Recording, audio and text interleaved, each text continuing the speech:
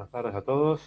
Sean todos muy bienvenidos a este dictado 2026 de control de procesos industriales. Yo soy Gabriel Gómez y junto a Marcos Blasco y Facundo Galbaño vamos a hacer su cuerpo de docente y guías espirituales en el transcurso del cuatrimestre. La idea de hoy es hacer una presentación de no solo de la materia, sino la metodología de dictado, porque tenemos un cambio bastante sustancial respecto a los dictados de los años anteriores. Así que queremos aclarar varios de esos puntos. Pero antes de ir a la materia en particular, vamos a presentarnos nosotros. Arranco yo, soy Gabriel Gómez, ingeniero electrónico de la facultad, egresado ya hace unos cuantos años, y docente de control de procesos industriales desde el año 2002. Además de trabajar como docente en la Facu, trabajo en el grupo de robótica y sistemas integrados, en el GRCI, y en la empresa Dioxitec, que es una empresa del ciclo de combustible nuclear en Argentina, donde pasé por los departamentos de mantenimiento, ingeniería, y ahora soy el gerente de la planta de producción. En los últimos años, gracias a un proyecto muy interesante dentro de Dioxitec de diseño y montaje de una planta completamente nueva que diseñamos para Formosa, tuve la posibilidad de trabajar de primera mano en un proyecto de automatización y control de gran envergadura, y esa experiencia adquirida en el proyecto es la que queremos volcar en el dictado de la materia. Además, profesionalmente, estoy en comité normalizadores dentro de IRAM, que es el Comité Nacional de Normalización, específicamente en el subcomité de instrumentación y control industrial, y participo también en comité de espejos en IEC y en ISA. Vamos a hablar muchísimo a lo largo del cuatrimestre de esas siglas IEC, ISA. Se la van a terminar tatuando porque la vamos a ver un montón de veces. Le cedo la palabra ahora a Marcos para que haga su presentación personal. Marcos. Buenas, buenas. Mi nombre es Marcos Blasco, soy ingeniero en electrónica de nuestra facultad de Ciencias Exactas. Soy docente en control de procesos industriales y transductores y sensores con ingeniero Gabriel Gómez. ¿Qué más? Tengo un par de cátedras más en electrónica digital y electrónica básica. Y bueno, trabajé 10 años en el Instituto Nacional de Tecnología Industrial haciendo metrología eléctrica eh, y algo de desarrollo para metrología dimensional. Y ahora estoy en una empresa de, ¿cómo se dice? Instrumental biomédico.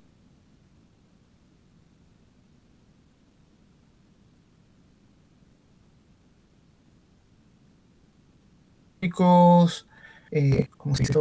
Marcapasos, etcétera, equipamiento médico, mejor dicho, en el área de desarrollo. Así que bueno, disfrutando eso y aprendiendo mucho. Y bueno, la idea es seguir participando, seguir colaborando en control de procesos industriales con el ingeniero, que la verdad que tiene una visión muy buena de lo que busca de las materias y bueno, en ese viaje de ir transformando las asignaturas. Así que bueno, es un gusto estar acá de nuevo y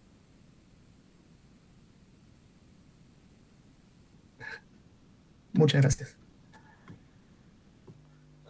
Gracias, Marcos. Facundo, ¿algunas palabras?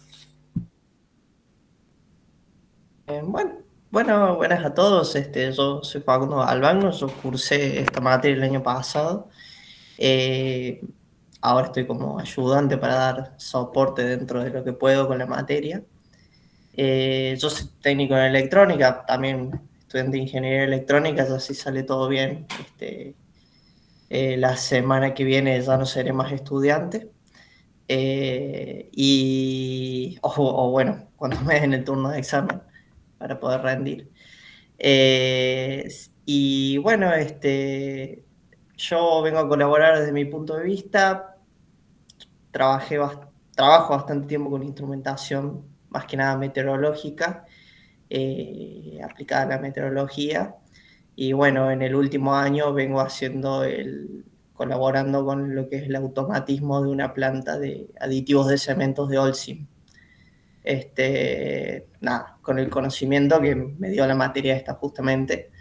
Así que, bueno, vengo a colaborar, a dar mi punto de vista y, bueno, espero ayudarlos y a disposición por cualquier cosa. Muchísimas gracias, Facundo. Eh, Antes de empezar con el desarrollo propiamente dicho del programa y de la metodología, y justamente antes de que tengan más información de primera mano, o sea, de la cátedra, me gustaría que cada uno de ustedes nos comente cuáles son sus expectativas y por qué eligieron esta materia, que es justamente selectiva, significa que la eligieron, y todos los motivos son válidos. Puede ser porque no les quedaba otra, puede ser porque les quedaba cómodo el horario, o puede ser porque efectivamente leyeron el programa de la materia y les interesa desarrollarse profesionalmente en el área de control automático, o simplemente porque justamente para después darse cuenta de qué quieren hacer, eligieron selectivas de diferentes áreas para tener un panorama más amplio. Eso nos va a ayudar bastante a la hora de interactuar con ustedes después durante el dictado. No sé quién es el primer voluntario. Si no hay voluntarios, vamos por orden de aparición en las pantallas.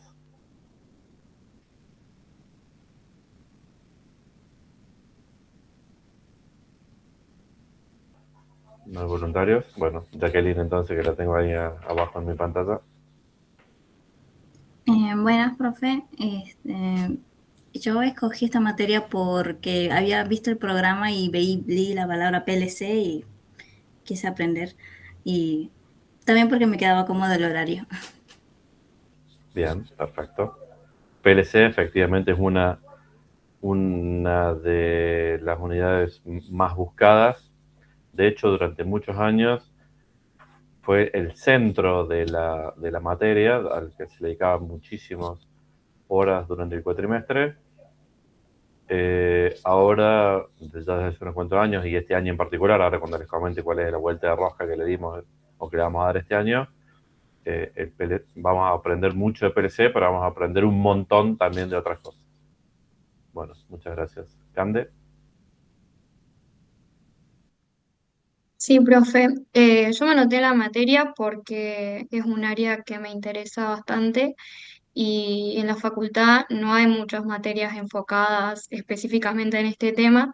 Yo la verdad no leí el programa, pero por comentario de un compañero con el cual estoy haciendo ahora las prácticas profesionalizantes, me comentó también que se veía un poco de PLC, todo el tema de automatización, que por ahí no hacemos tanto énfasis en la carrera de electrónica y es un área que a mí realmente me interesa y me gustaría el día de mañana trabajar.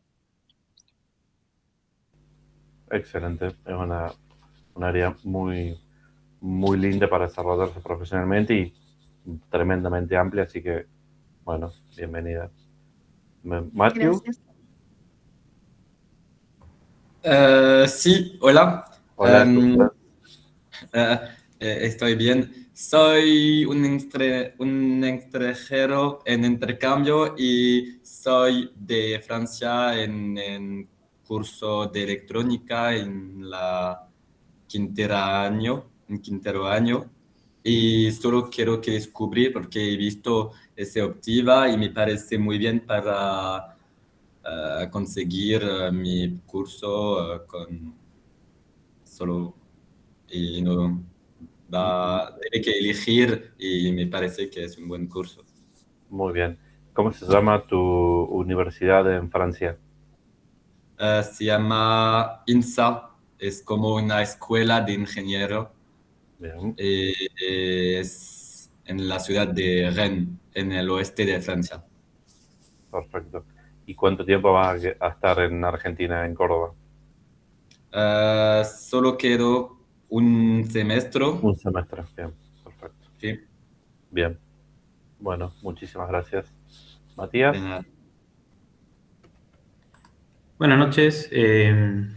Bueno, yo me inscribí en la materia porque leyendo el programa entiendo que está alineada a mi motivación inicial con la cual inicié la carrera de ingeniería electrónica, que es programar algo y que a la distancia, a grandes rasgos, a la distancia se mueva o se controle. Eh, También he visto, como usted dice, profe, que en la industria se usa mucho. Eh, y me gusta la parte, o me interesaría tener conocimiento de automatización de la parte electrónica, porque así como existe la automatización en software, me gustaría saber también el área de automatización de hardware. Bien, excelente. Bueno, la buena noticia es que la materia va enfocada a las expectativas que tienen cada uno de ustedes. La mala noticia es que tiene mucho, pero mucho, pero mucho más que eso. Así que espero que al final del cursado todos queden encantados con esta área en particular, no con la materia, sino con el área de automatización, que realmente para el desarrollo profesional es súper gratificante. Originalmente la carrera de electrónica en la facultad tenía 4 especialidades. ¿Sí? Cuando uno terminaba de cursar, esas 2 selectivas que tenía que elegir estaban divididas en 4 áreas y cada área tenía 2 o 3 selectivas para que uno se pudiera especializar un poco más.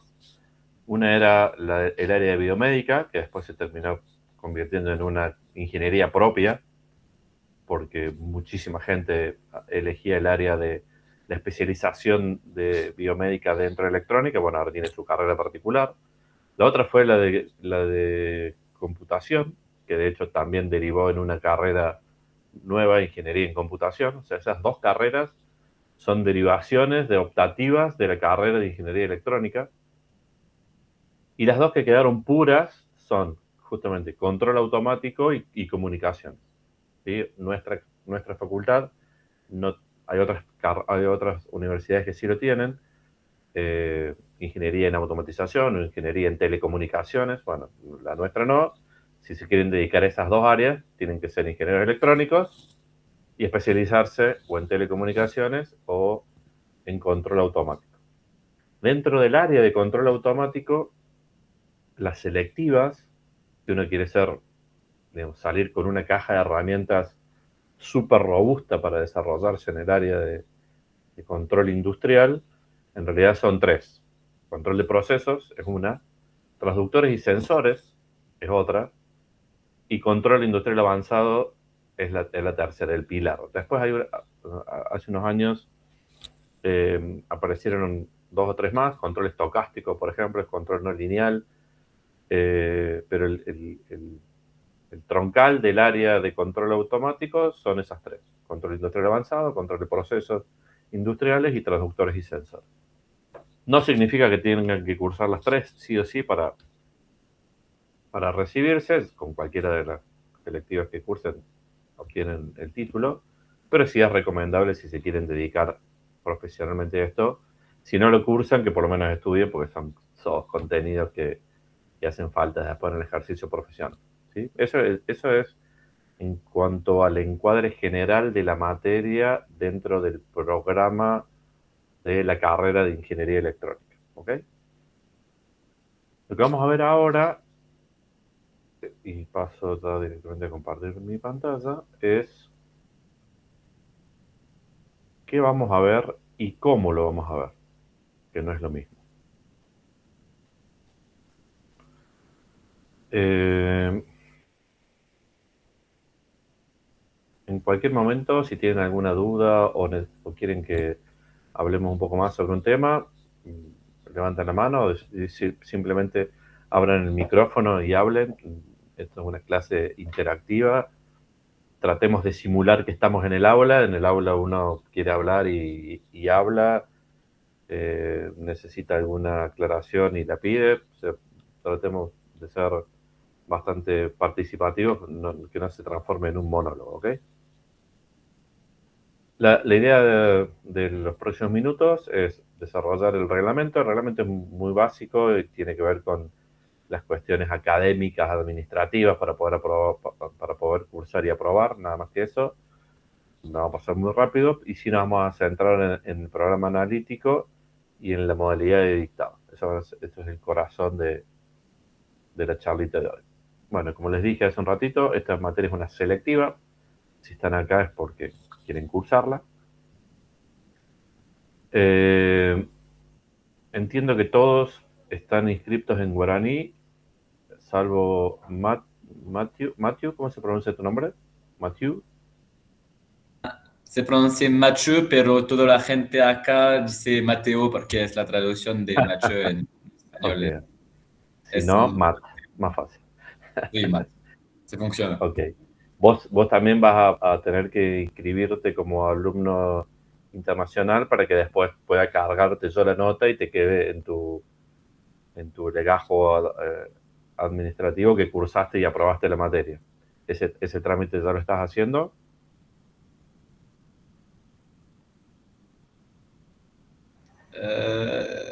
No entiendo. Nosotros tenemos una plataforma en la universidad que se llama Guaraní. Sí. Y para que yo pueda cargar al final del cuatrimestre la aprobación de la materia, tenés que estar inscrito en Guaraní. Sí. Bien. No tengo mis usuarios por el momento.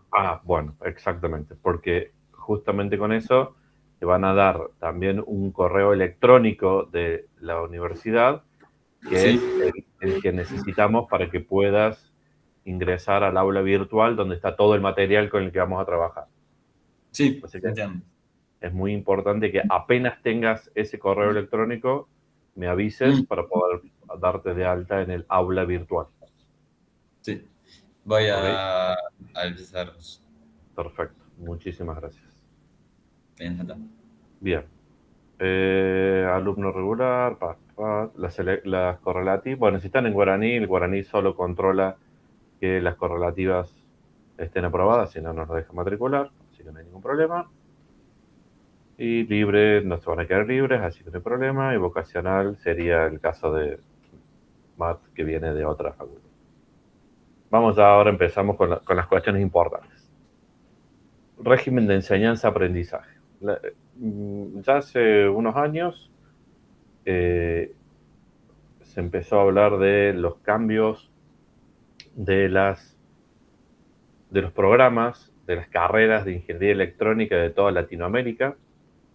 Y eso tuvo que ver con una reunión de todos los decanos de facultades de ingeniería hispanohablantes, donde desarrollaron o definieron cuál es el perfil que debería tener un ingeniero, no importa la especialidad, solo por ser ingeniero.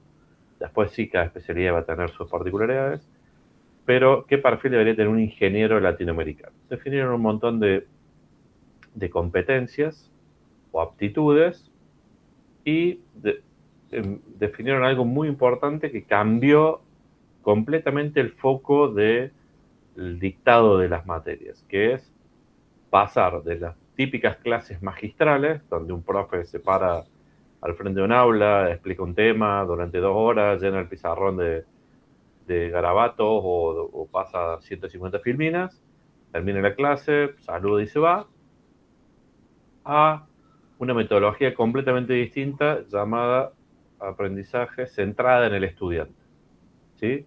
Cambia el eje de la enseñanza de la magistralidad, o sea, el experto hablando, a el estudiante. ¿Por qué? Porque el estudiante va a tener que desarrollar algunas habilidades y el docente se transforma solo en guía o facilitador para que el estudiante desarrolle esas habilidades.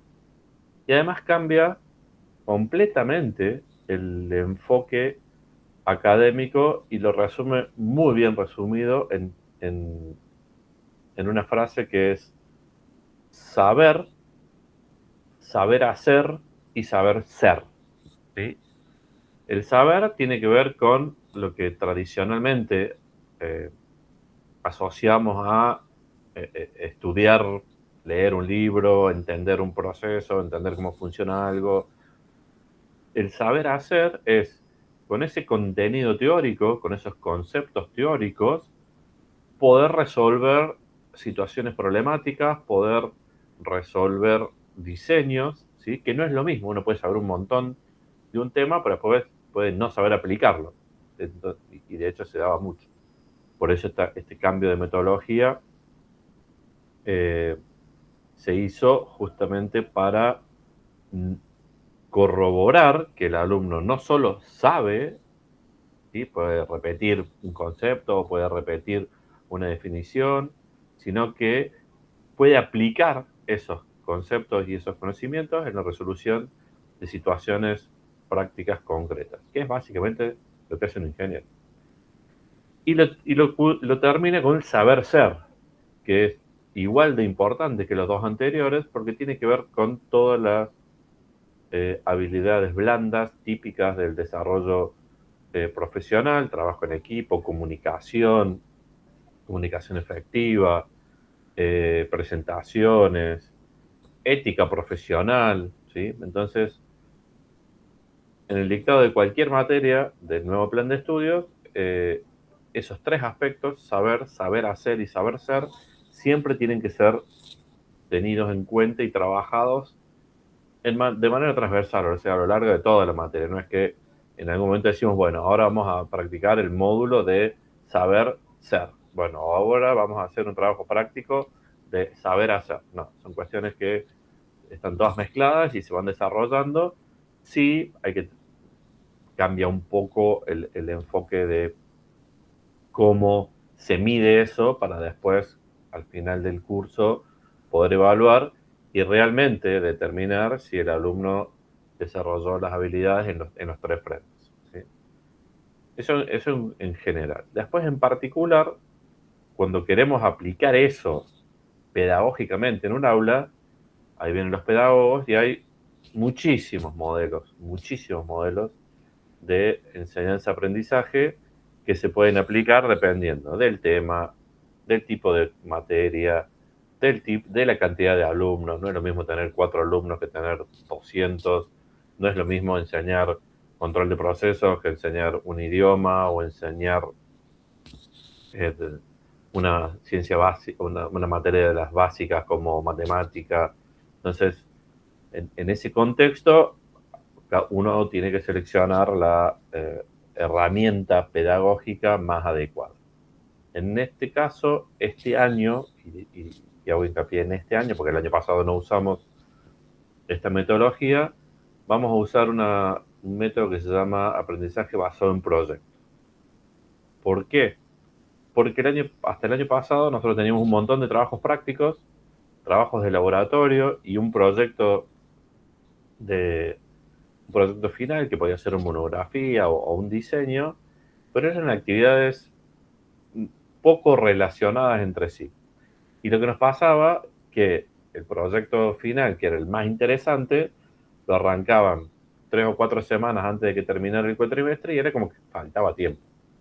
Entonces, bueno, uno de los ajustes que hicimos para este año es, no vamos a tener trabajos prácticos individuales o inconexos, no vamos a tener laboratorios individuales e inconexos, vamos a tener un único proyecto que los va a acompañar desde el día 1 hasta el final del cuatrimestre, y de hecho la aprobación de la materia, lo vamos a ver un poquito más adelante, es mediante un coloquio, o sea, una exposición oral de los resultados de ese proyecto.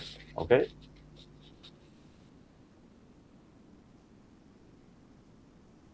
Ese proyecto integrador, y acá también cambia sustancialmente respecto a los proyectos especiales del año pasado, es ni más ni menos que todas las etapas de un proyecto completo de automatización y control, desde que surge la idea de queremos automatizar tal o cual cosa, hasta que está funcionando y operativamente. ¿Ok?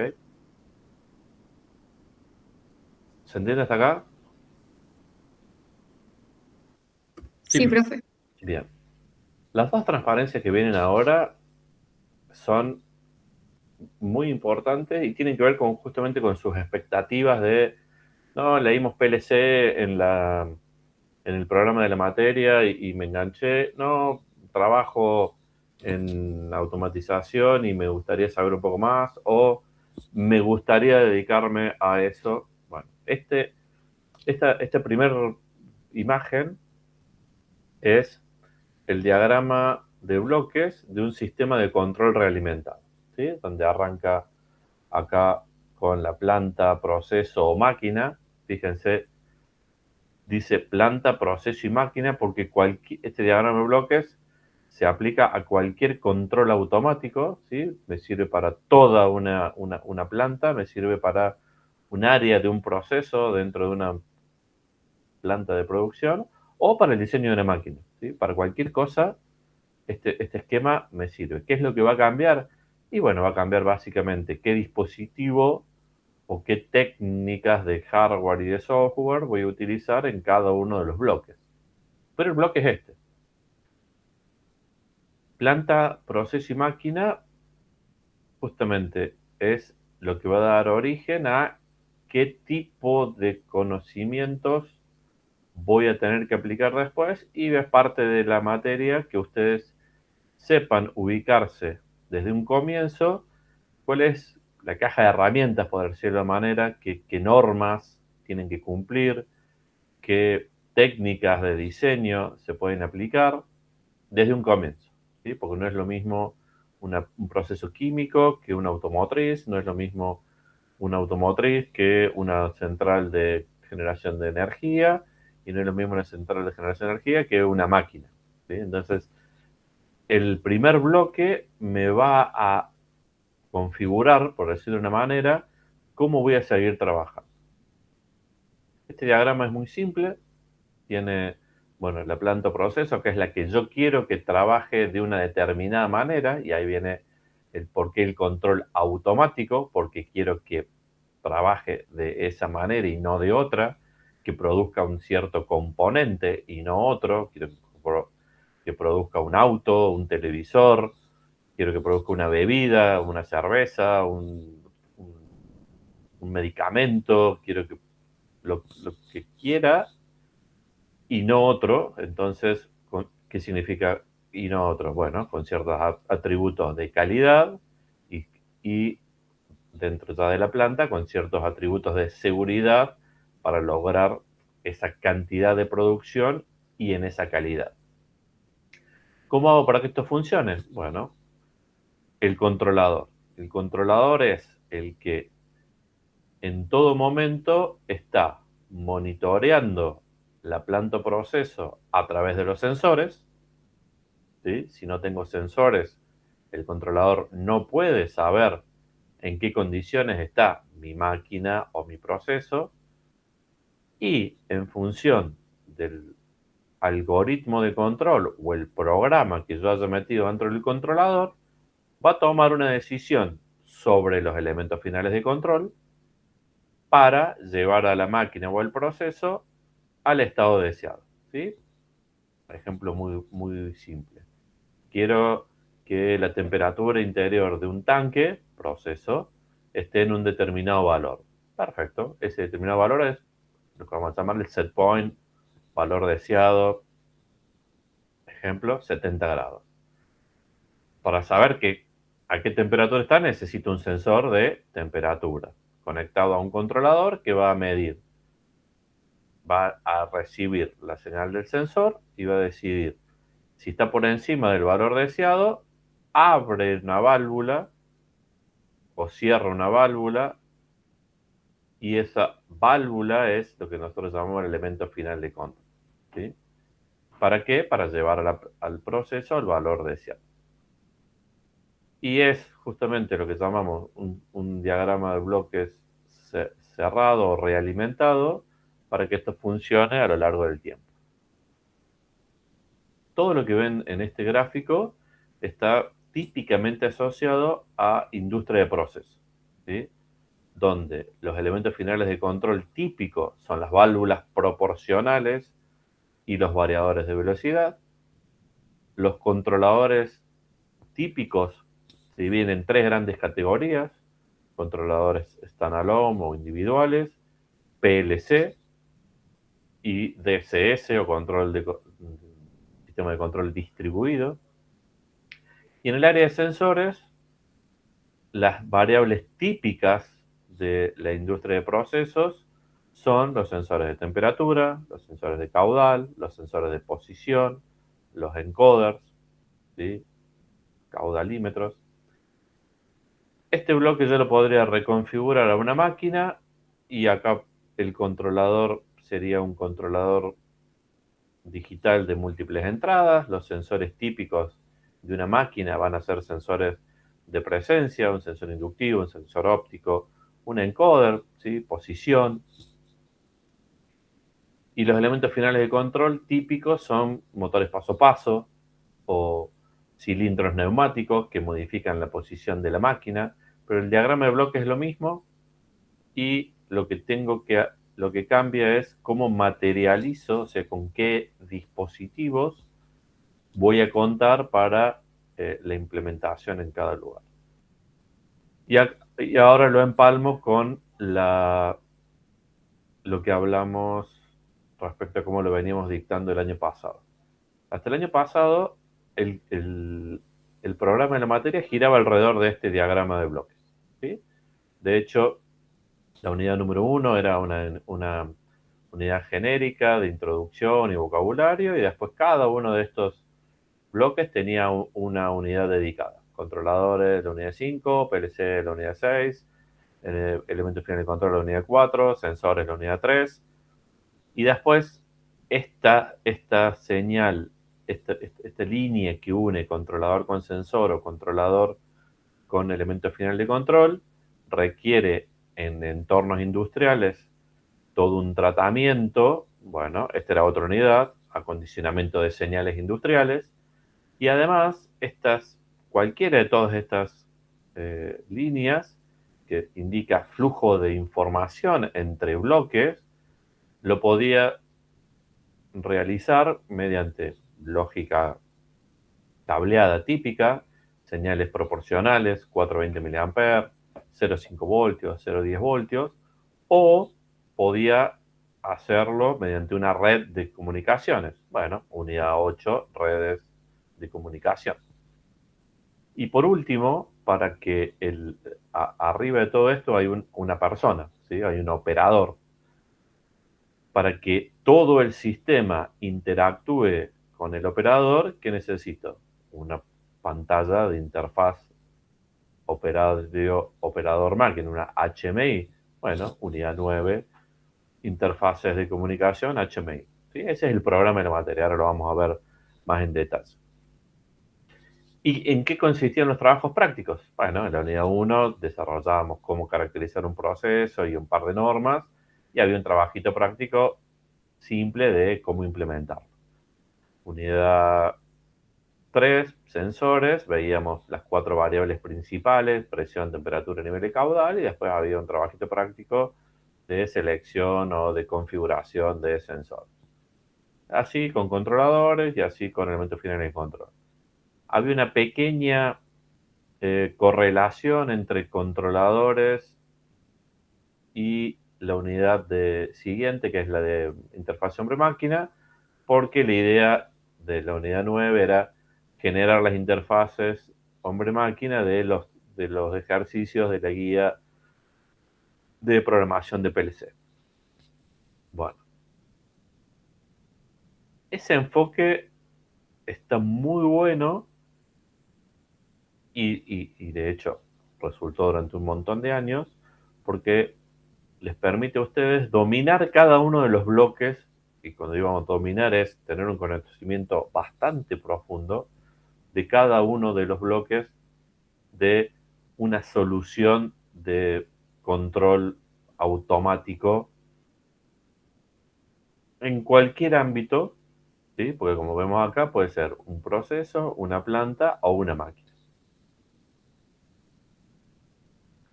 A raíz de, como les comenté, de mi participación en este megaproyecto de una planta completa de punta a punta, ¿qué es lo que vi de la gente que trabajaba conmigo? Que justamente tenía una visión muy parcial, o sea, eran muy expertos de esto, pero no sabían todo lo que pasaba antes y después, ¿sí? Y eso hace que uno tome decisiones en este cuadro, digamos, en esta foto, que afecta a un montón de otras etapas de proceso y que no estaban siendo tenidos en cuenta justamente por esta falta de visión completa de una solución. Entonces, ¿qué es lo que vamos a hacer este año? Este año vamos a cambiar el enfoque y en vez de quedarnos con la foto de solo el sistema de control, vamos a ver la película, un proyecto de ingeniería completo de automatización y control, que es esto, ¿sí? Cuando nosotros entramos en un proyecto de automatización y control, por lo general ya pasaron al menos 2 etapas previas, ¿sí? La fase 1, que es la fase de concepción, es decir, necesito automatizar o necesito crear una máquina que haga tal o cual cosa, necesito que mi proceso ahora sea más eficiente, necesito que mi proceso tenga mejor calidad porque lo automatizo con un nivel de automatización que me permite ser mucho más homogéneo y constante en la producción. Todas esas ideas de esto es lo que necesito salen en estas 2 etapas iniciales y esta es la palabra clave, ciclo de vida. Esta, ¿por qué es la palabra clave? Porque fue uno de los problemas eternos de la ingeniería, ¿sí? Y hablo eternos de la ingeniería a nivel mundial, no de el dictado de control de procesos industriales. Durante muchísimo tiempo estuvimos acostumbrados a mirar solo lo que se llama nuestro metro cuadrado, o sea, nuestra especialidad, lo que nosotros teníamos a nuestro alcance directo, o responder a un problema solo desde un punto de vista, ¿sí? En este caso nuestro, desde el punto de vista de la ingeniería electrónica. Y de hecho se dio eso en desarrollos muy grandes que derivaron en la creación de nuevas carreras, ¿sí?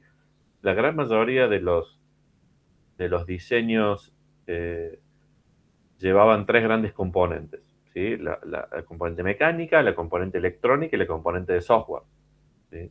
Entonces un mecánico diseñaba una máquina, después, y ahí viene el problema, después venía el electrónico, le metía la electrónica arriba y después venía el programador y hacía el programa para que eso funcione. Y si había un problema de diseño en la parte mecánica, la cantidad de dinero y horas hombre y tiempo que ya se había gastado eran astronómicos. Entonces, de hecho, eso derivó en la creación de las carreras de ingeniería en mecatrónica, que básicamente es una carrera que tiene 33% de materias de mecánica, 33% de electrónica y 33% de software, para que una persona tenga en su cabeza las 3 dimensiones y pueda hacer aportes que tengan en cuenta justamente esas 3 vertientes y no solamente la especialidad de mecánica por un lado, electrónica por otro, computación por otro. Y después, de hecho, empiezan a incorporar otro tipo de experiencias o conocimientos, como por ejemplo el factor humano. El factor humano hace un montón de tiempo que ya se considera un elemento más dentro de los diseños. Nosotros lo vamos a ver, por ejemplo, no solo en las interfaces hombre-máquina, sino en varias otras etapas. ¿Por qué? Porque, por ejemplo, las fallas en los equipos se deben justamente a pueden deberse a esa interacción operador-máquina, ¿sí? Entonces, el factor humano es otro de los aspectos también a tener en cuenta en la etapa de diseño. Pero volviendo al concepto general de ciclo de vida, ciclo de vida significa que voy a tener desde un comienzo la película completa, desde la concepción hasta el desmantelamiento o la salida de servicio de lo que sea, de la máquina, de una etapa de un proceso o de toda una planta. ¿Por qué? Porque las decisiones que yo voy tomando en cada una de las etapas impactan en todas las otras. ¿Sí? Ejemplo, si yo en mi etapa de diseño utilicé materiales que después en la etapa de decomisionamiento van a generar gastos astronómicos de disposición final porque son peligrosos, porque son contaminantes biológicos, contaminantes radioactivos,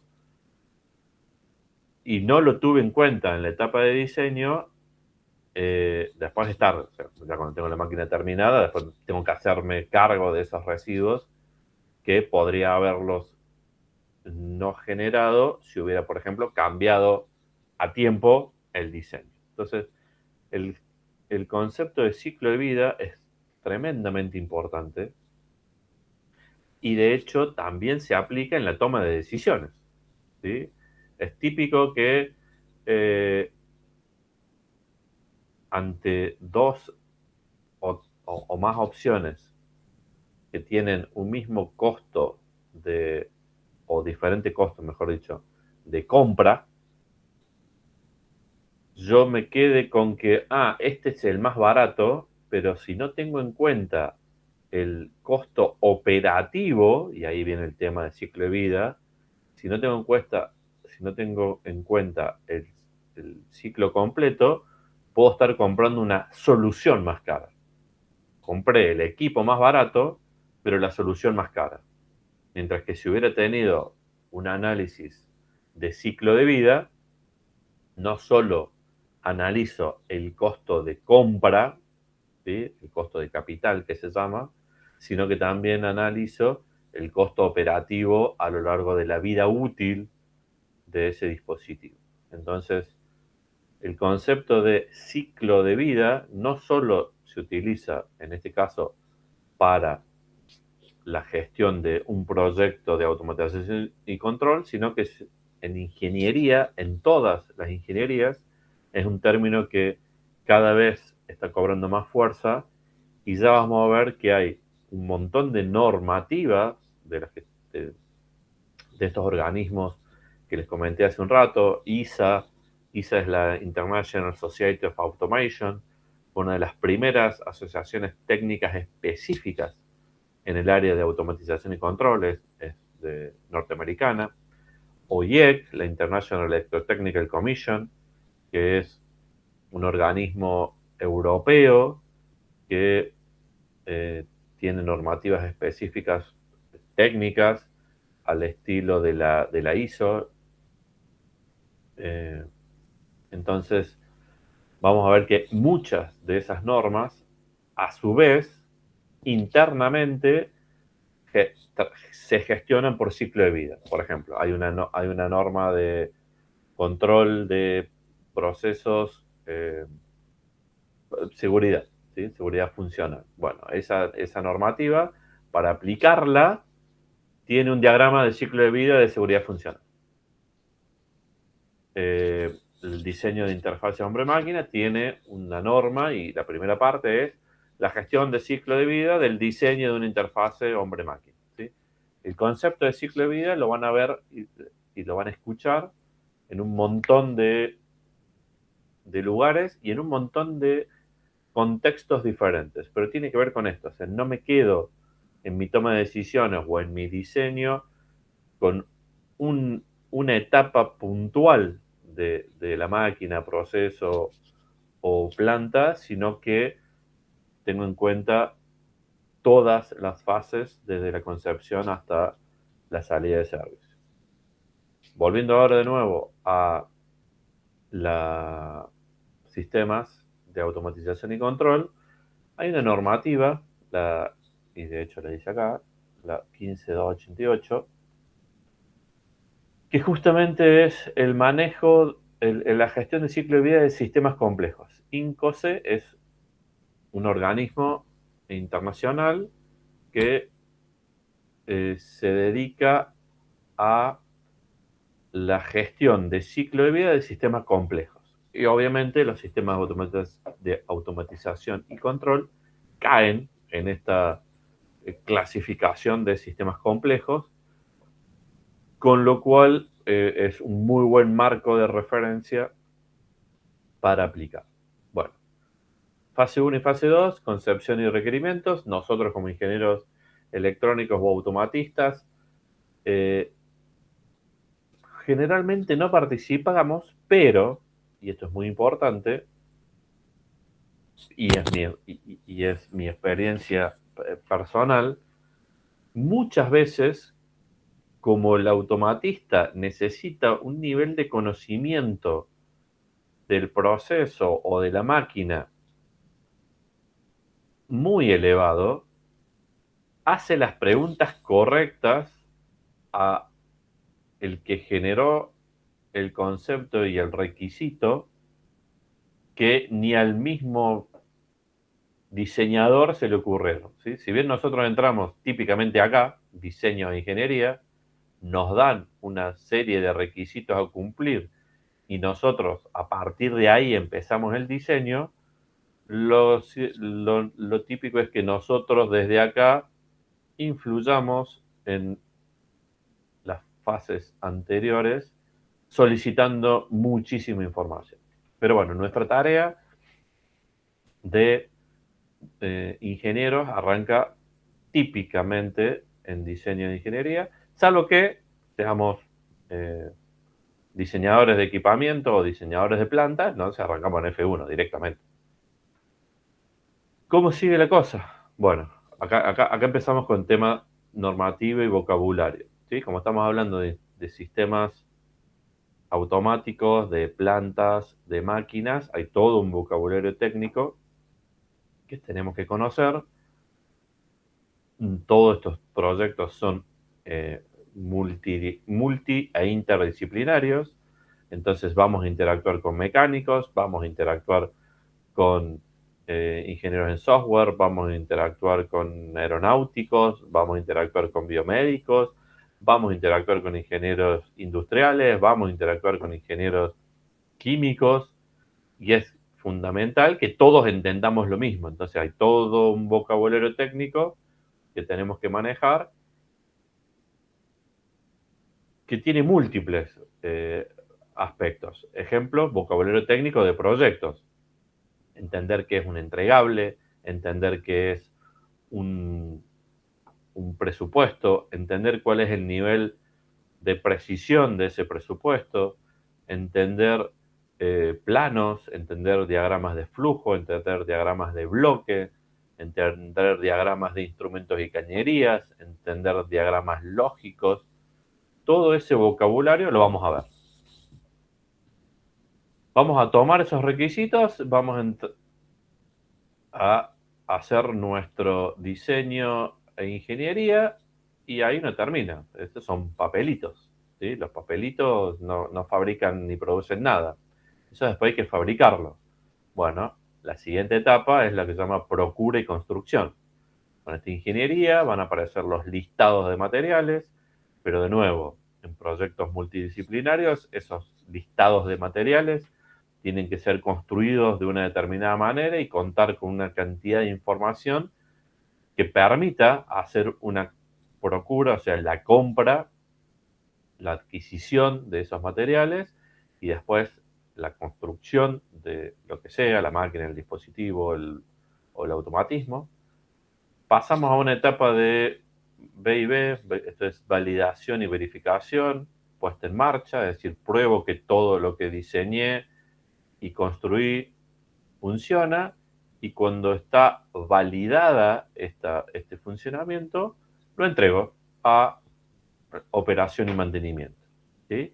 Típicamente todo lo que hicimos es para que la máquina o el proceso o la planta estén en F6, ¿cuánto? Y todo el ciclo de vida para el cual fue diseñado, ¿sí? Un auto, miles de kilómetros, una planta química típicamente 20 años, una línea de montaje automotriz típicamente 5 años, porque después vienen los restylings y los cambios de línea, ¿sí? Entonces, normalmente nos vamos a manejar acá.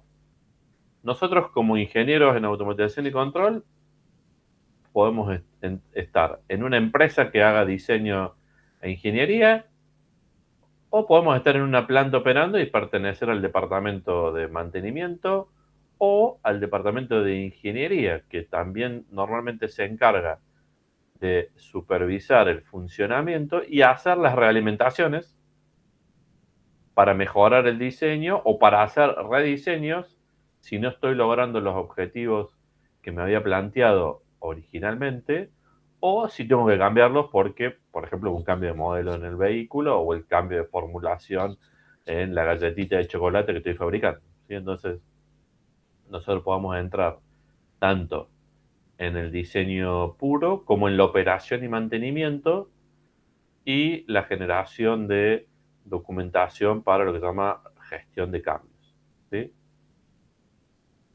Y por último, el retiro, ¿sí? Todo lo que hagamos y todo lo que construyamos en algún momento de la vida va a dejar de funcionar y necesitamos hacer lo que se llama la disposición final o el retiro controlado de operación. Esto es pensar en ciclo de vida, y esto es lo que vamos a ver. Con esta mentalidad vamos a encarar el dictado de la materia, y con esta mentalidad vamos a encarar el proyecto integrador, ¿sí? El proyecto integrador va a arrancar por una fase de concepción y requerimientos que se lo vamos a dar nosotros como cátedra, y ustedes van a tener que hacer todas las etapas de diseño, lista de materiales, test de aceptación y una simulación de operación con algunas fallas para que el de mantenimiento pueda detectar dónde está el problema, ¿sí? ¿Me siguieron hasta acá? ¿Están vivos? Sí, profe. Bien, excelente. Sigamos. Habiendo entendido este diagrama de bloques de un sistema de control realimentado y habiendo entendido este ciclo de vida de un sistema complejo, entre los cuales está un sistema de automatización industrial, ahora vamos al despliegue de las unidades del programa. La unidad número 1 es una unidad tremendamente importante porque define vocabulario, ¿sí? Esta es una materia no de las ciencias básicas, sino de las aplicadas. Todas las materias de las ciencias aplicadas tienen un vocabulario técnico propio que hay que dominar para poder justamente tener esta comunicación unívoca y que todos entendamos lo mismo. Y eso es lo que vamos a ver en esta unidad número 1. ¿Qué normas se aplican en la parte documental para transmitir esta información en forma unívoca? La ISA S5.1 para la industria de proceso. Vamos a hablar un montón sobre qué documentos constituyen o construyen un proyecto de instrumentación y control, cómo se llaman, cuál es la información que tiene que tener adentro, cómo se leen, para que a partir de acá podamos tener justamente toda la información y tomar todos los requisitos que vamos a tener que empezar a implementar en la etapa de diseño. La unidad número 2 tiene dos objetivos, ¿sí? Primero, entender qué es un control satisfactorio, ¿sí? En un montón de párrafos hasta ahora les he dicho para que funcione como yo quiera. Bueno, ese como yo quiera, así dicho literalmente, lo tengo que transmitir en requisitos, ¿sí? Y esos requisitos tienen que cumplir ciertas características, ¿sí? Hay una mnemotecnia para los objetivos que uno se traza para que realmente sean efectivos. Bueno, que la mnemotecnia es, los objetivos tienen que ser SMART, significa específicos, mensurables, alcanzables. Bueno, los objetivos de control, ¿sí? Ese control satisfactorio, también tienen que cumplir con ese tipo de características, ¿sí? Tiene que ser específico, tiene que ser mensurable, o sea, tengo que poder cuantificarlos, ¿sí? Después vamos a ver que para la industria de proceso hay diferentes modos de control, ¿sí? El grafiquito que yo les hice es el diagrama de bloques de un sistema de control realimentado, ¿sí? El control por feedback. ¿Es el único que existe? No.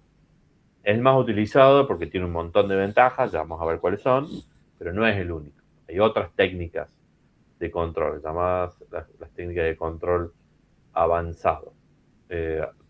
Control en cascada, control realimentado, control por superposición, control selectivo, o sea, hay un montón de técnicas de control que son específicas para algunas aplicaciones en particular, pero que requieren mucha más ingeniería, hardware específico, por eso las vemos como un caso particular, mientras que el diagrama de bloque del sistema de control realimentado es el más utilizado y el que resuelve la gran mayoría de la situación.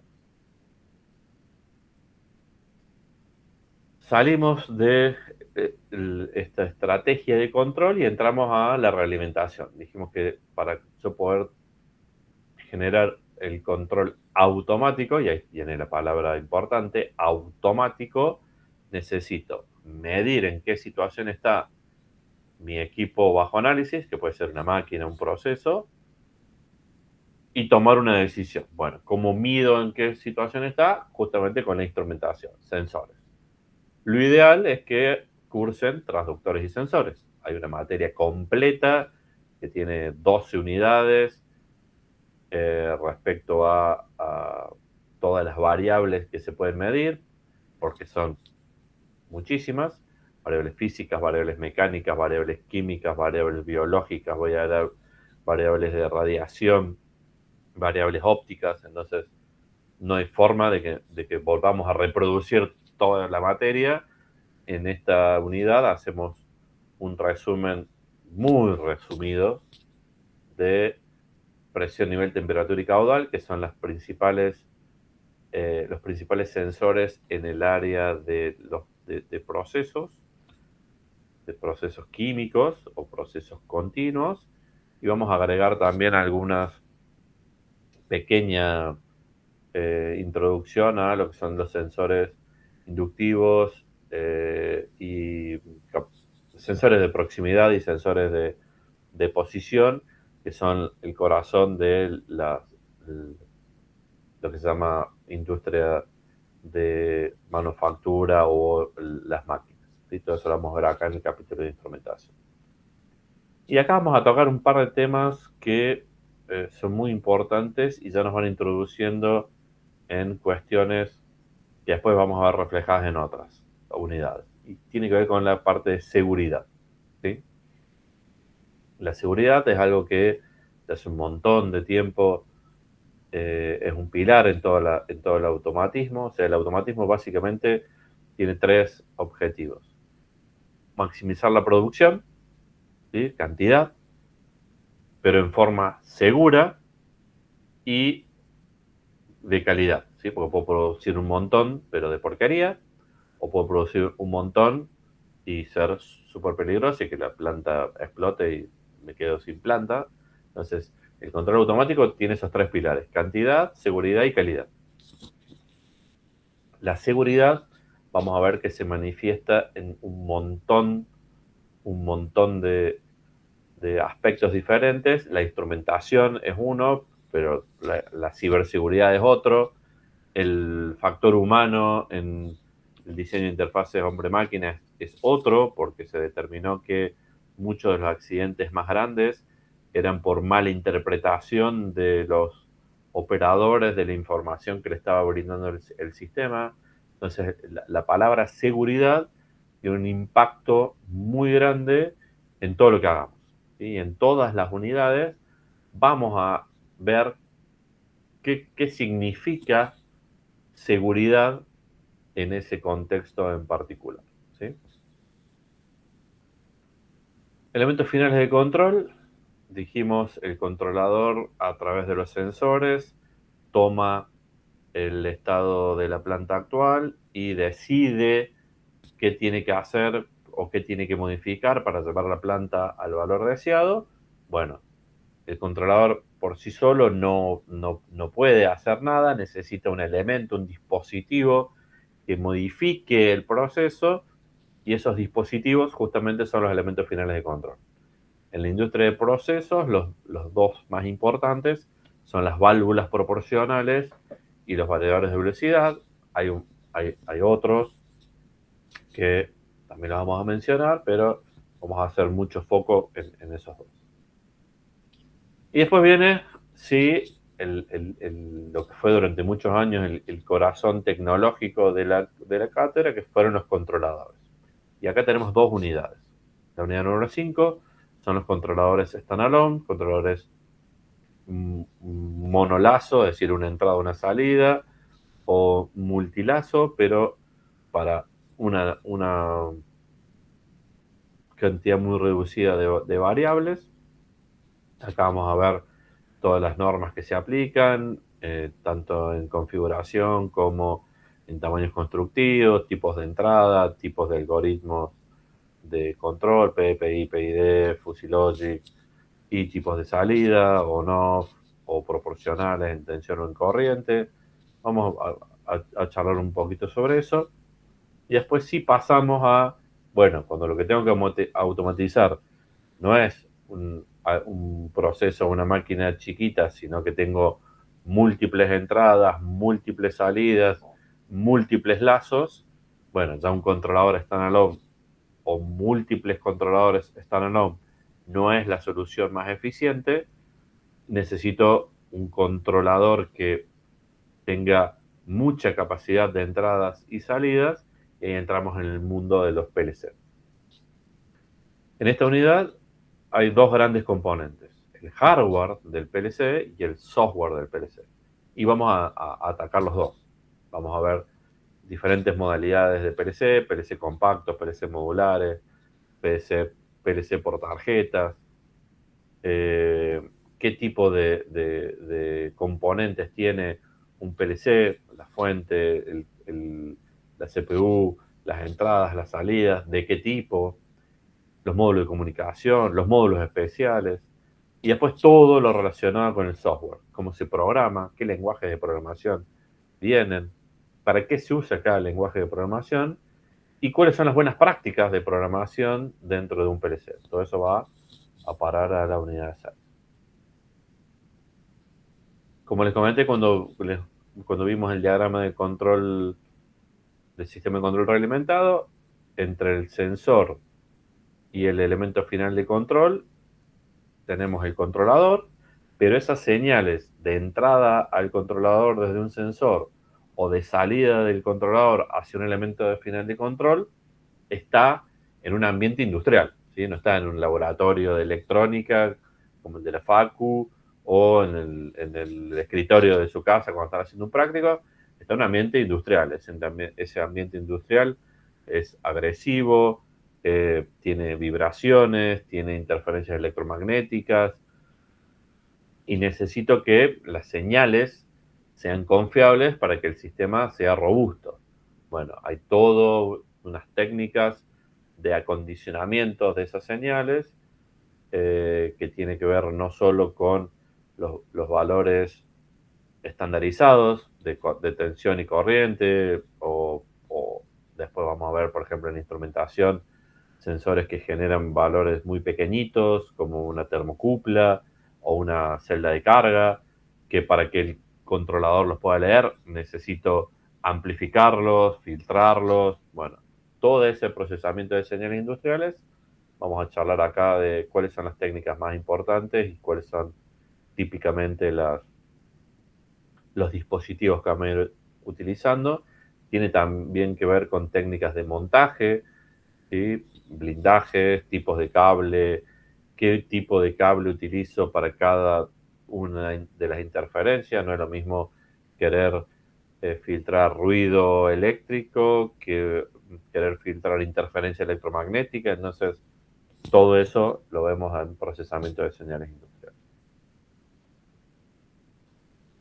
Ya nos vamos acercando al final del programa. Redes industriales tiene que ver con esta conexión entre los bloques del sistema de control realimentado, la válvula, el elemento final de control, el controlador, la interfaz hombre-máquina y el sensor. Los puedo conectar con dos cables por el cual circula una corriente en lazos 420 mA o una tensión en 0,5 voltios, o puedo querer hacer algo mucho más complejo, donde cada uno de esos dispositivos sea un dispositivo inteligente, que tenga capacidad de autodiagnóstico para que le avise al controlador: hey, estoy midiendo mal, hey, me estoy taponando, hey, estoy teniendo sobretemperatura en mi circuito interno. Eso no lo puedo hacer con un par de cables y un 420 mA. Vamos a decir que hay un truco, pero es una red industrial que se llama HART, que sobre esos 420 mA modula información de diagnóstico. Otra de las cosas que yo quiero hacer es, en vez de tener que ir hasta cada uno de los sensores o hasta cada uno de los elementos finales de control y configurarlo desde el frente, quiero configurarlos en forma remota. Entonces, para hacer todo eso, los dos cablecitos no me sirven, necesito una red. Y esa red, a su vez, al igual que los dispositivos, como el sensor, el controlador y el elemento final de control, está en un ambiente industrial. Significa que las redes típicas de oficina no funcionan. ¿Sí? Las redes típicas de oficina están en lugares tranquilos, a temperaturas de 25 grados, sin interferencias. Claramente no es el ambiente con el cual se van a encontrar en una planta, con lo cual las redes industriales son redes específicas diseñadas para funcionar correctamente en esos ambientes. Y acá vamos a hablar un montón. Monitoreo y control basado en PC tiene que ver con el diseño de la interfaz hombre-máquina, y acá usamos un concepto que es bastante nuevo. De hecho, la norma es del 2015, que se llama diseño de interfaces de alta eficiencia. ¿Cómo le transmito la información al operador para que tome buenas decisiones? ¿Basado en qué? En justamente entender cuáles son las 5 grandes características o tareas o funciones que lleva un operador: seguimiento, comparación, búsqueda de fallas. O sea, dependiendo de lo que el operador tenga que hacer, es qué tipo y cómo le tengo que presentar la información. Además de aprender así como en la parte de PLC vamos a aprender buenas prácticas de diseño de software para PLC, en esta unidad vamos a ver buenas prácticas de diseño de interfaces hombre-máquina. Manejos de tamaño de letra, manejo de contraste de colores, manejo de qué tipo de interfase utilizo para cada diferente tipo de información, uso de colores. Todo eso lo vamos a ver en esta unidad.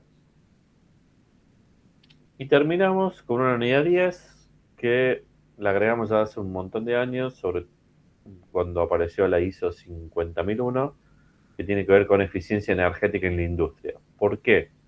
Porque los dos pilares, la eficiencia energética tiene dos pilares. El primero es la utilización de dispositivos eficientes, ¿sí? Poner una lámpara LED en vez de una lámpara halógena o de filamento, ¿sí? Poner motores de alta eficiencia mejor que motores de baja eficiencia. Lo mismo con los electrodomésticos. Pero, ¿qué es lo que se vio? Que el efecto inmediato después de hacer el recambio de dispositivos de baja eficiencia por dispositivos de alta eficiencia se perdía a lo largo del tiempo porque las personas se relajaban. La respuesta era, como gasta poco, lo dejo prendido. Y ahí se iba todo el ahorro y toda la eficiencia por la ventana. Entonces, el segundo pilar de la eficiencia energética es la automatización, ¿sí? Y ejemplo típico, los sensores de presencia que prenden la luz cuando hay alguien y la apagan cuando se fue. Entonces, todo lo que vimos del sistema de control realimentado para máquinas, para procesos o para plantas es completamente extrapolable a eficiencia energética, ¿sí? Entonces acá es como que vemos una particularización del concepto a ya no un tipo de actividad, planta, proceso, máquina, sino a un concepto que es el de energía, ¿sí? ¿Estamos hasta ahí? ¿Me siguieron? ¿O ya se durmieron? Sí, Sí, profe. profe. Es más o menos lo que se imaginaban los que no leyeron el programa. El que leyó el programa no tenía nada que imaginarse porque lo leyó. Los que no leyeron el programa y ahora que saben lo que vamos a ver,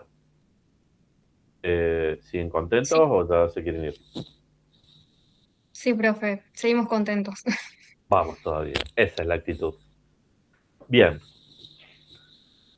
Salimos por un minutito de las cuestiones netamente técnicas del programa y les voy a comentar, vamos a hacer un paréntesis pedagógico. ¿Por qué? Porque esto tiene que ver con qué pretendemos nosotros de ustedes. Todo lo que yo les vengo explicando hasta ahora es lo que nosotros les vamos a dar a ustedes como herramientas. ¿Herramientas para qué? ¿Sí? Y acá viene esto de esta pirámide que se llama taxonomía de Bloom. Es un término pedagógico que tiene que ver qué hacemos con la información que recibimos. ¿Se acuerdan que yo le dije al principio saber y saber hacer? Bueno, ese saber y saber hacer tiene que ver con cómo funciona nuestro cerebro y qué hacemos con la información, ¿sí? Saber sería en esta pirámide el escalón más bajo, es recordar. Saber es, leí un artículo, leí un capítulo de un libro, me vi un videíto y entiendo cómo funciona algo, ¿sí? En la complejidad del cerebro, ese es un pensamiento de orden superior, es lo básico. O sea, de hecho, no podemos hacer nada arriba de eso si primero no recuerdo el concepto. Pero es el escalón de entrada a los procesos de pensamiento más complejos. Entonces, a partir de esa base, y fíjense que es la parte más grande de la pirámide, porque es justamente la base, para que la base sea estable necesito una buena base teórica, y es lo que pretendemos darle a ustedes, una base teórica muy sólida, con toda la normativa que se utiliza, con esquemas de gestión por ciclo de vida, que les van a decir en todo momento cuáles son los pasos que tienen que seguir sin olvidarse de ninguno para después tener que hacer reingeniería. Todo eso es recordar, ¿sí? Y todo eso tiene que ver con la base teórica y con la bibliografía típica de la materia, y todo está en el aula virtual, ¿sí? ¿Qué queremos que hagan ustedes con eso? Que empiecen a subir los escaloncitos de esta pirámide, ¿sí? El siguiente escalón es comprender, ¿sí? Lo leí, lo recuerdo, pero además lo entiendo, que no es lo mismo, ¿sí? Es la gran diferencia entre memorizar algo, o sea, puedo recitar un párrafo completo y no entender absolutamente nada de lo que dije, y eso se puede evaluar muy rápido porque hacemos 2 preguntas y entendemos y comprobamos si solo fue memorización o realmente entendimiento, ¿sí? Pero entonces ahí empieza la interacción entre ustedes y nosotros para determinar si solo están recitando de memoria o realmente entendieron el concepto. El siguiente escalón en complejidad de uso de la información es aplicar. Bueno, no solo lo recuerdo y lo entiendo, sino que cuando tengo una situación problemática en donde ese concepto entra en juego, lo puedo aplicar, ¿sí? Puedo resolver, puedo diseñar y puedo aplicar lo que acabo de entender. La mayoría de las guías de trabajos prácticos y de las materias terminaban ahí, ¿sí? En determinar si entendieron el concepto y si lo pueden aplicar para resolver una situación. Nosotros queremos seguir escalando, ¿sí? Nosotros somos bastante exigentes con nosotros y un poquito exigentes con ustedes, y no nos quedamos ahí con el comprender y aplicar. Queremos que suban en la pirámide.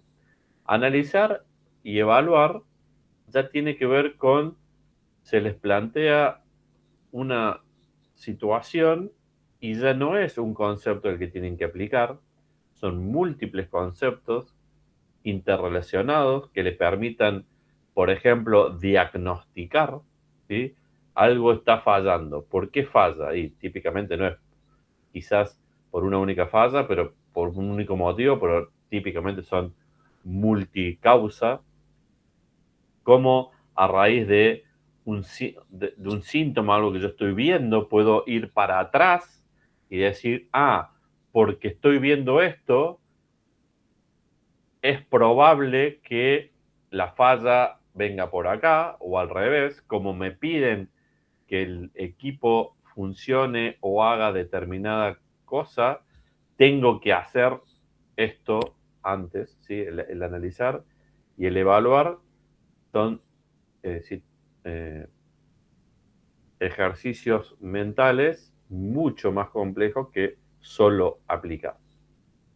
Y en la punta de la pirámide, sin duda, el de crear, que es a partir de todas las herramientas que tengo, hacer algo nuevo, algo que no existía o que no se usaba de esa determinada manera hasta ese momento, ¿sí?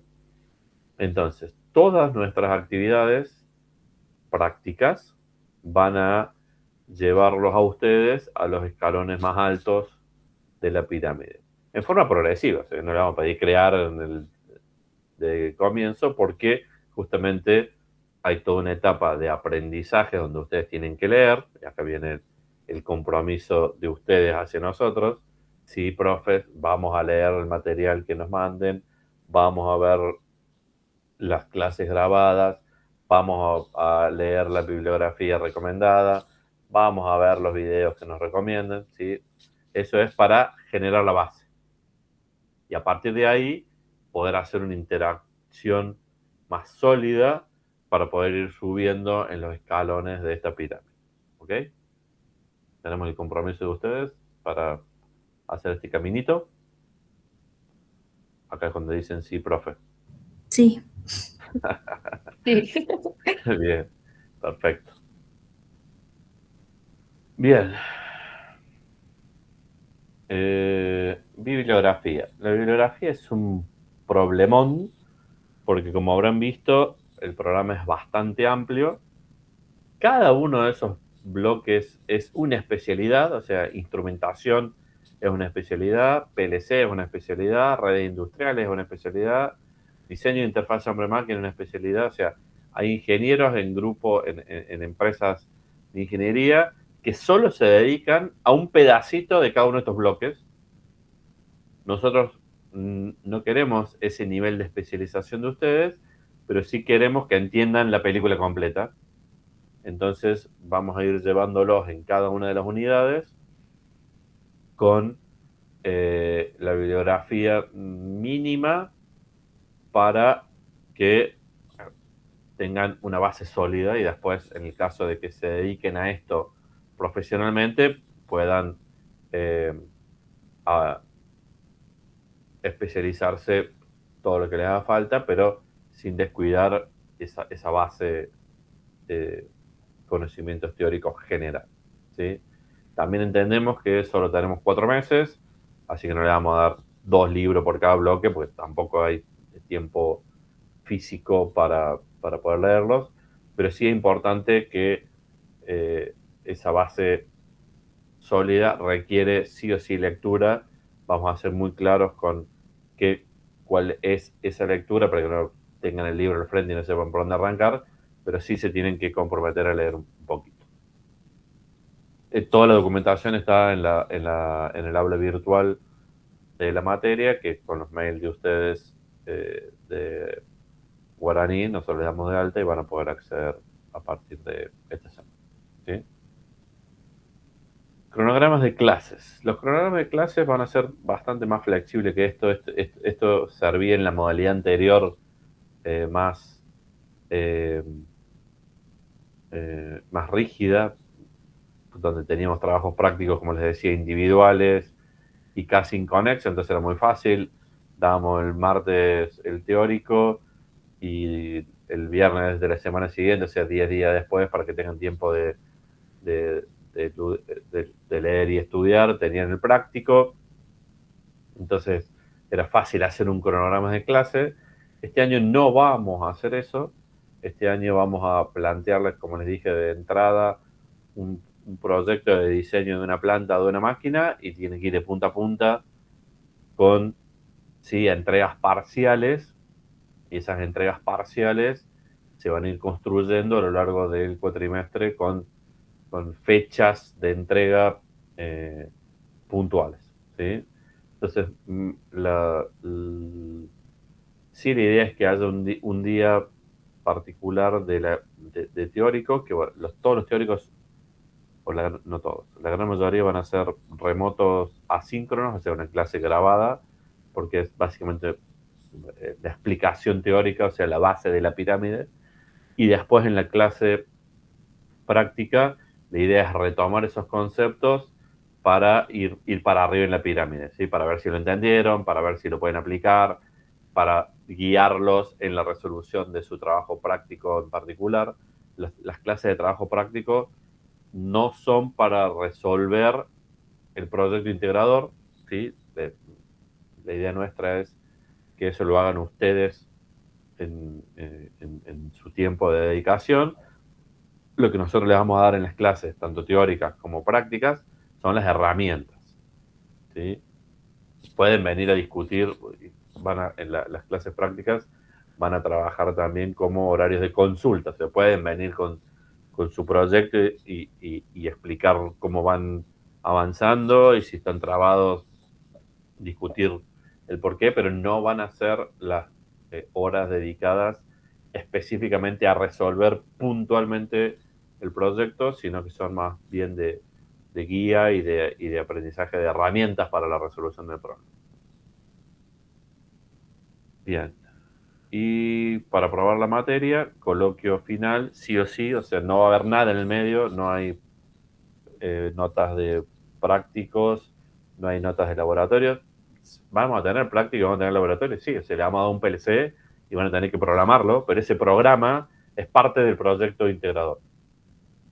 Van a tener que diseñar una interfaz hombre-máquina, sí, y va a tener que funcionar, pero es parte del proyecto integrador. Y todo lo presentan en una única vez funcionando absolutamente todo, con los planos, con las filosofías de diseño, con la configuración de los controladores, con los diagramas de entrada-salida, con el programa del PLC, con el programa de la interfase, a final del cuatrimestre. ¿Ok? La presentación es oral. Lo ideal sería presencial. Después vemos, Matías, si tenés disponibilidad para venir o no, pero lo ideal es presencial. Y ahí es probable que le hagamos algunas preguntitas teóricas sobre sensores, por qué pusieron tal sensor, qué tecnología usa, por qué pusieron tal elemento final de control, qué significa tal parámetro del elemento final de control. O sea, ahí realmente vamos a interactuar un poco más respecto a los contenidos teóricos de la materia. ¿Ok? ¿Dudas, preguntas, comentarios? Profe, yo tengo una consulta, no escuché si lo dijo. ¿Es grupal? ¿Es individual los trabajos? Eso es lo que vamos a discutir exactamente ahora. No lo dije y Ah. es lo que vamos a discutir ahora. Y otra consulta, estoy tratando de ingresar al LEP. Sí. ¿Usted nos matricula o nosotros Sí. buscamos el curso? No, lo tengo que matricular yo antes. Ah, bien, listo. Lo que pasa es que normalmente lo hacemos después de esta primera clase, pues se nos ha pasado de gente que después de escuchar todo esto sale corriendo. Ah, bien, bueno. Entonces no matriculamos antes de la primera clase para que todos los que se quedan sepan a lo que se quedan y voluntariamente digan, sí, profe, vamos a seguir, matricúlenos. Bien. Vuelvo a alguna otra pregunta de lo que vinimos hablando, si no vamos derecho a la parte de los grupos. Otra consulta, profe. ¿Todo esto, los trabajos, Sí. son teóricos o hay algo práctico, algo físico que haya que hacer? Por eso acabo de decir, hay algo físico, o sea, tenés que programar un PLC que la cátedra te va a dar, o sea, tenés un PLC real, por eso te digo, en el caso tuyo tenemos que ver si vas a hacerlo en grupo o solo, y si lo vas a hacer solo, en realidad no vas a poder usar el PLC, vas a tener que usar un simulador del PLC porque no te voy a mandar a Río Negro el PLC. Bien. ¿Ok? Sí. Bueno, vamos al tema grupal. Toda la vida los trabajos fueron grupales, básicamente porque en esto de saber ser, otra de las cosas que nosotros tenemos que evaluar es trabajo en grupo, trabajo en equipo, no en grupo. No es lo mismo un grupo que un equipo. Un grupo es gente que se junta, un equipo es gente que se junta con un objetivo en particular, se potencia entre sí. De hecho, hay equipos, de nuevo, altamente eficientes, donde el resultado es más que la suma de las partes, porque se potencian entre sí. Entonces, como también nos interesa esto del saber ser, se aprende muchísimo en un grupo porque uno plantea una solución, tiene que defenderla, otro integrante puede tener una visión completamente diferente, entonces ya...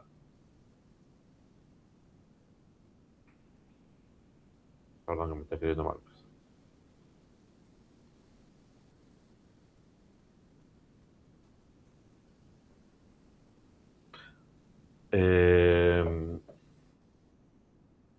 Entonces, la pregunta es si son individuales o grupales. Siempre que podamos, grupales. En el caso tuyo, la distancia puede complicarlo, lo charlemos. ¿Cuántos grupos? Hoy son 4.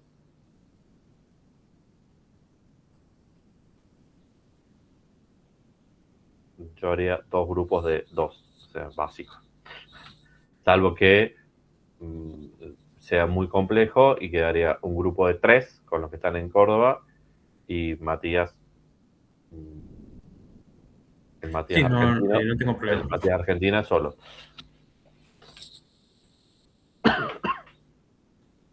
¿Cómo lo ven los otros?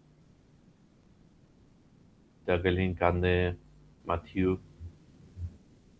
Sí, profe, está bien, me parece bien. ¿Te Por parece mí bien? también, profe.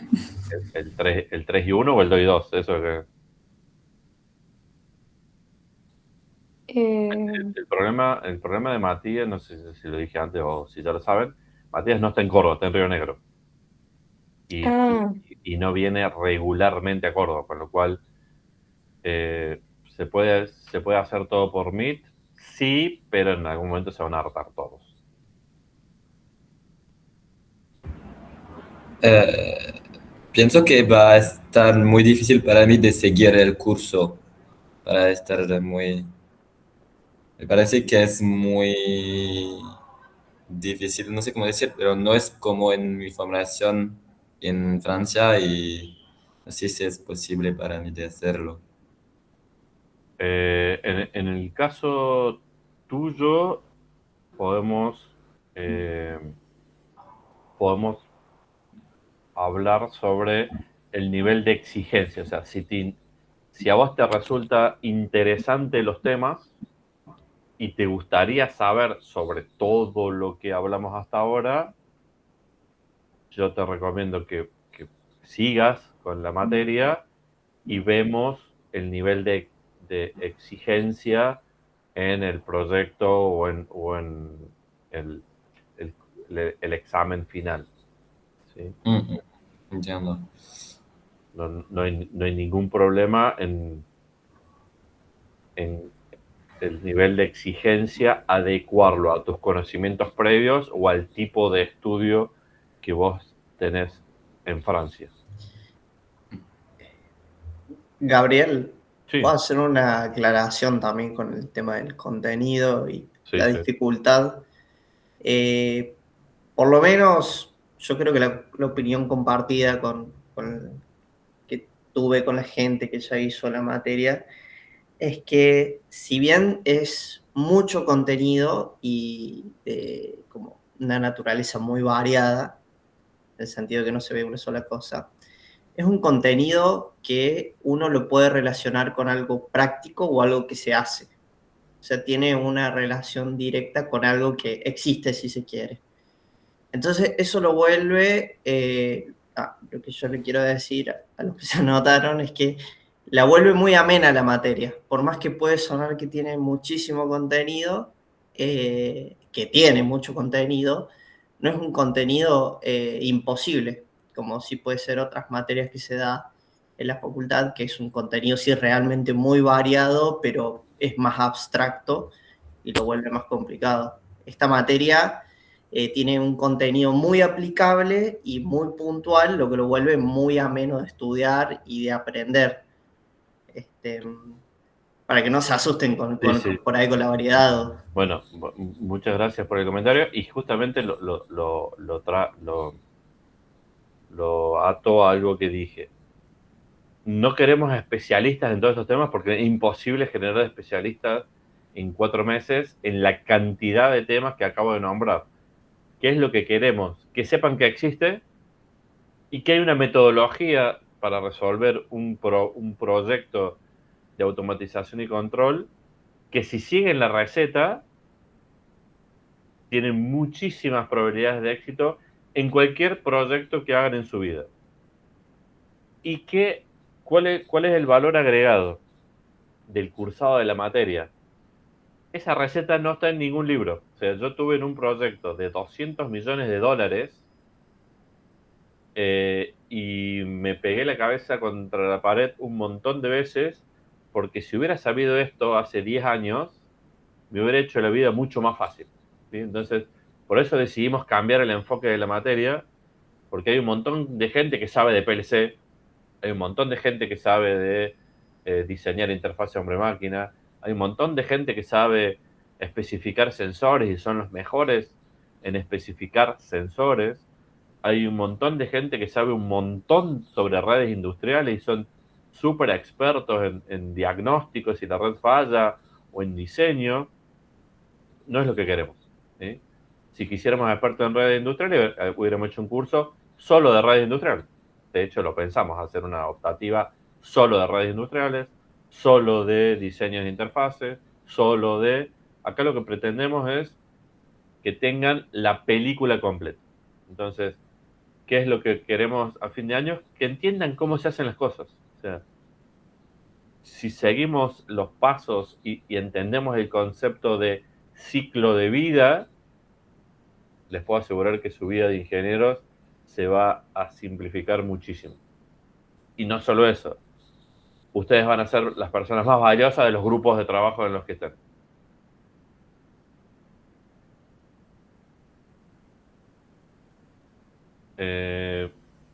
De mi parte, esto es lo que tenía para compartir con ustedes.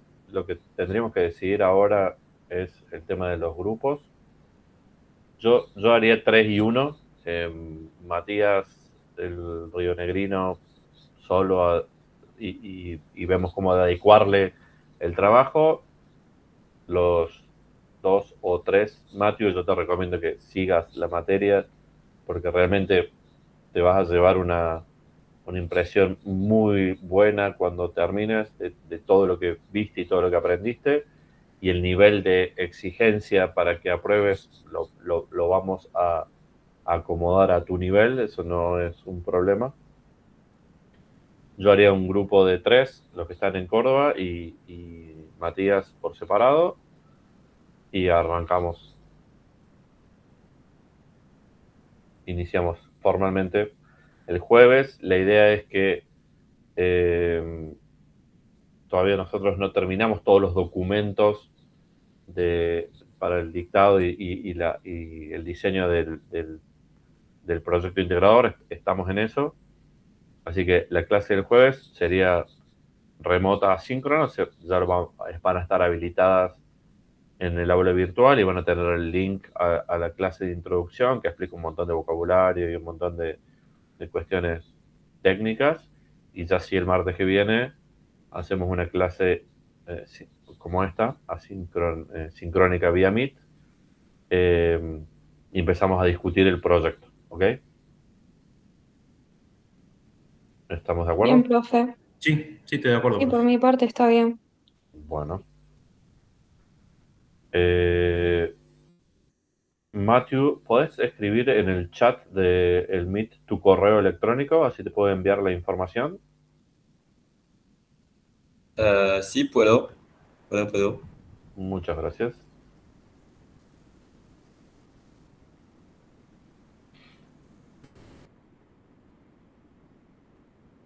¿Dónde puedo escribirlo? En el chat ya te muestro. Me perdí el chat. Voy a dejar de grabar.